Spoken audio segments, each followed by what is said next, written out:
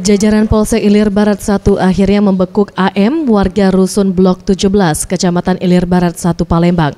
Pelaku ditangkap lantaran terlibat aksi pencurian kendaraan bermotor di tempat tinggalnya.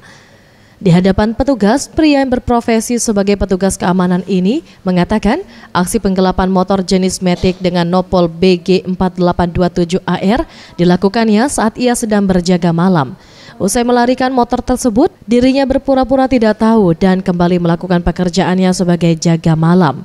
Sementara itu, Kapolsek Ilir Barat 1 Palembang Kompol Handoko Sanjaya mengatakan, setelah mendapat laporan korban, anggotanya langsung melakukan penyelidikan dan berhasil menangkap AM, sedangkan rekannya masih dalam pengejaran petugas kepolisian. Akibat ulahnya tersebut, tersangka dijerat pasal 363 KUHP dengan ancaman 9 tahun penjara.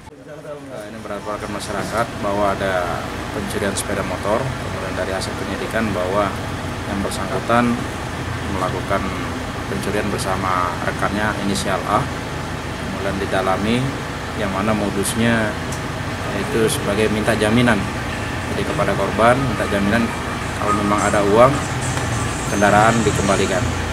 Alhamdulillah berdasarkan keterangan masyarakat sekitar bahwa yang bersangkutan sering melakukan dan kita melakukan penangkapan di rumah tersangka.